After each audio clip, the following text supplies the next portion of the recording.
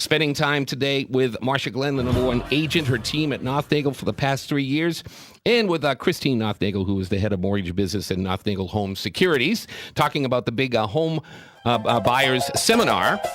A week from today at Mario's Italian Steakhouse. You can get a link if you want to sign up at PropertySourceRadio.com. I think the name of this event may be a little bit misleading, though, if I'm not mistaken. Home Buyers Seminar? That's correct. I should clarify.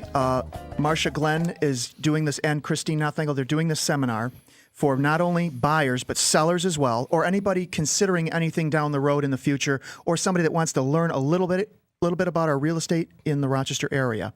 Gain a little knowledge, maybe kind of understand what's going on in the neighborhoods. Mm-hmm. So there's a lot of things that are going on. It's not just for buyers. It's for anybody that even has an inkling of they want to know something. Are there hot zips right now for buying and selling houses? Oh, the hot zip always goes with wherever the person wants to be. So that hot zip happens to coincide with the particular person looking. Okay, so my hot zip may be Ogden. That's but correct. It may not be Pat's hot zip. I thought it was correct. just where I was living. Everybody wanted to be near me. Well, that might be Pat, but that's, you're talking. It's in my head. I'll tell those for sale signs are not a coincidence. Those for sale signs in your neighborhood are not a coincidence. Oh, I didn't know. But there's no one town that's hotter than others right now. No, I mean, when folks come into town, let's say that you're a transferee coming in. You're working normally with a relocation company, and they hook you up with an agent to represent you. And, you've got either east side, west side, depending upon what side of town it is that you're working on, too. I mean, everything within our city is like 20 minutes away from. Mm-hmm. I mean, I don't care where you are. It's going to take you 20 minutes to get there, unless, of course, it's this morning. Yeah. Or anything like this morning, where it may take you 30 minutes instead of 20. Snowy mornings. So it doesn't really matter in terms of area in the city. It's really where the comfort level is, and whether or not you want to go out and buy some land so that it gives you extra space. That's going to, take you to a different area of town than in the center of Penfield, for example. So it goes back to personal preference, right? When I moved Absolutely. here, we moved here 25 years ago, I was steered right to the east side. Yeah, see, that's what a lot of that's typical, right? I mean, that's a typical. Is your income bracket? You kind of don't you do a little? Not you per se. I remember when I was in your industry years ago, we did steer, just because it was almost like you. What's that stereotype? And I hate to use that term. No steering allowed. Correct. It's called what? No steering allowed. It's not ethical, right? No, when you sit down, you have to take the time to actually sit down with the individual that you're working with and that you're going to be representing, and realizing again that you are the person representing them. Mm-hmm. And once you find out what their needs are, what they're looking for, where their likes, dislikes, type of house, type of property, what they want to spend, where exactly do they work, and how far do they want to travel? So maybe someone doesn't want to travel any more than 5 minutes to get to their office. So that's going to really dictate their housing. Mm-hmm. So you've got to get the whole story of the person that you're representing before you can end up kind of directing them to the area that would best be suited. Good. So gather the information first, and then work on that information. I will never forget when I first came here, the realtor that we were working with, a guy who's retired now, long ago, great guy. I'll never forget the impression I got driving down East Ave for the first time. So I want to live near here, And I think the whole East Ave experience steered me to the house that I now own in Brighton and have been in for the past 25 years. It's a great neighborhood. But every time I go to the West Side, as I used to call it, the dangerous West Side, you see houses that are just as charming, great neighborhoods, and great people. So I guess it's all, as you say, it's what you want. Exactly. Yeah, that's great. Exactly. Do you remember the first house you sold, Marcia? Yeah. That was 18 years ago. Wow. First house, first time home buyer, very excited to get into their first home, start raising their family. It was a really exciting process. It's so nice to end up being able to see, and it's whether first time home buyer or second or third or fourth or whatever, the excitement that takes place. Never gets old? It never gets old. It really does. That's really the driving force within this, for me and the team, in terms of this particular choice in career, is being able to really make someone happy, their family happy. It's not like selling a pair of shoes, not that, that's any kind of a slight on someone who sells shoes. If you want to buy a $350,000 pair of shoes. But I know what you mean. Yeah, it's making a home for someone rather than selling a product. That's nice. So being the number one team, do you see a lot of people coming back to you, even after, sometimes like in in Steve's case, 25 years. You sold them their first home 18 years ago. 18 years later, they're saying, hey, That's exactly the process, and that's what you have to really think about in the real estate industry.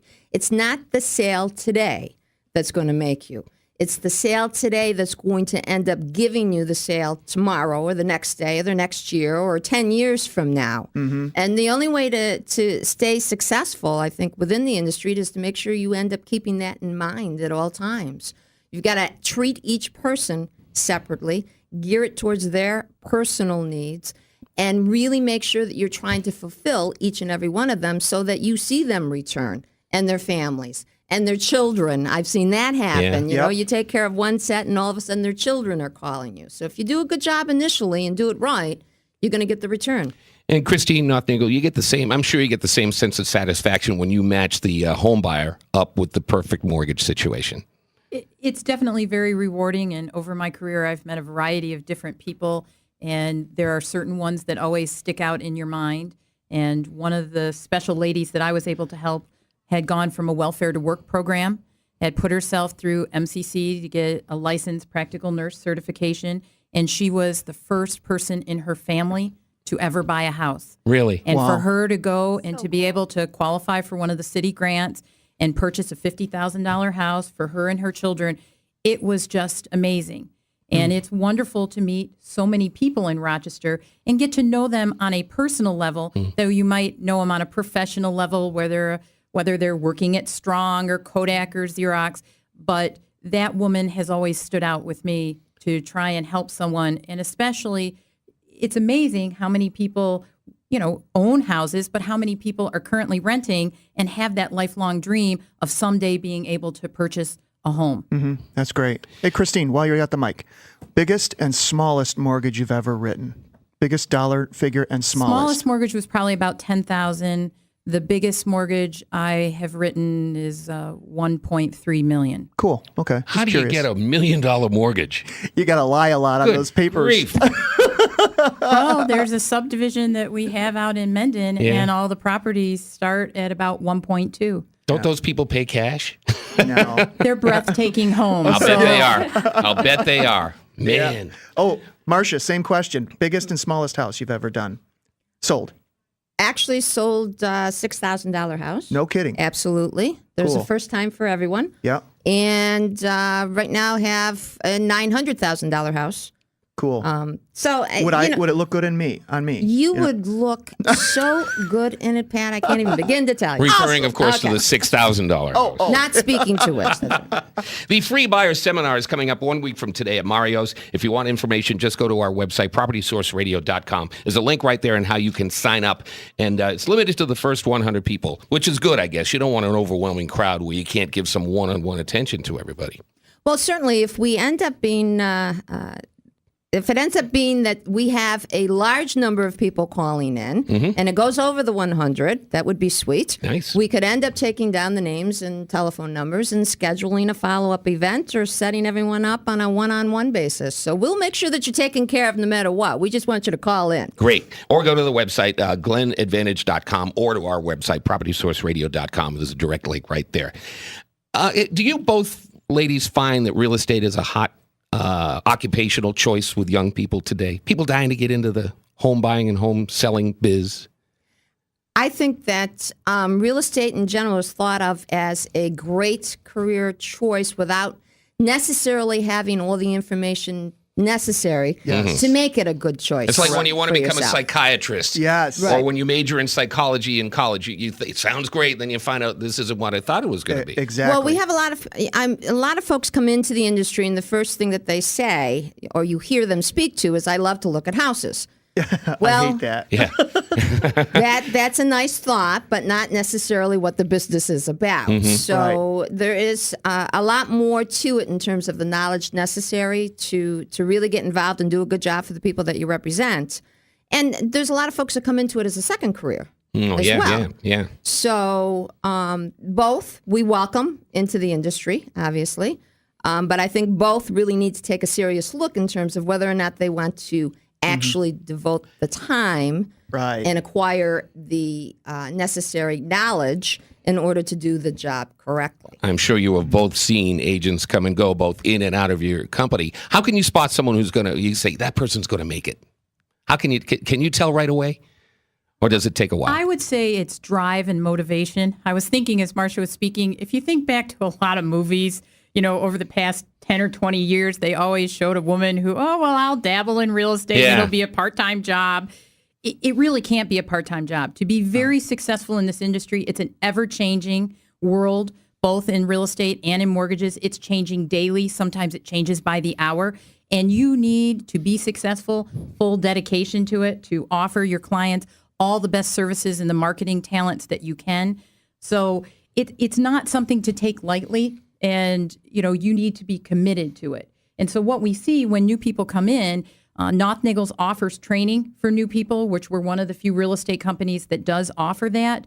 But you have to look at their drive, their motivation, their creative skills, their ability to tap into different marketing efforts in order to put themselves out there. And as Marcia said, over time, referrals build all of our careers, whether it's the years of experience that Nothnagel Realtors have had, or wonderful agents like Marcia and the clients that she has gotten to know and built, and people want to work with her and they tell everyone, call Marcia, I had a great experience, and so forth. So it takes time to lay the foundation to become successful in this industry. You hit the nail on the head. You don't dabble No. in real estate. And Pat, you have experience at this because you were in that biz for a while. Yeah, I've always, in the past, I've seen people that try dabbling. It just doesn't work. And I have poor time management, so I couldn't even successfully take a week of vacation and get that into my head and actually relax. So I could never do that thing part-time. No, never. Will this be now thinking of someone who may want to get into it, full bore, jump into real estate big time, would it be useful to come to the seminar next week? Just to maybe test the waters a little bit, see what it's all about, talk with experts like you? Well, certainly we would invite all who would like to attend to acquire some additional knowledge and information in regards to real estate. We are definitely hoping that the seats are going to be filled with buyers and sellers that are there to get the information. Definitely, if someone's interested in choosing a career, Nothnagel Realtors, myself, the Glen Advantage team, we are open to, answering any and all questions that anyone might happen to have. So you can certainly give us a call direct, and we'll be happy to speak with you about it. Cool. Who are your other team members, Marcia? The team members, business partner Christina Cello, and I make up the Glen Advantage team. We have buyer reps Tim Tyler, Steve DeMassimo, and Susie Joya. Okay. The rest of the team obviously is Nothnagel and all that they provide to us. And who's going to be there at the seminar? We've got a panel of experts. Obviously, in terms of mortgage information, Christine Nothnagel from Nothnagel Home Securities. I know her. Premium. Yeah. And we've got an attorney. Mark Gunther is going to be with us. Warren Engineering, Doug Bergasser and Jim Saby are, we're hoping to have both, or definitely at least one present.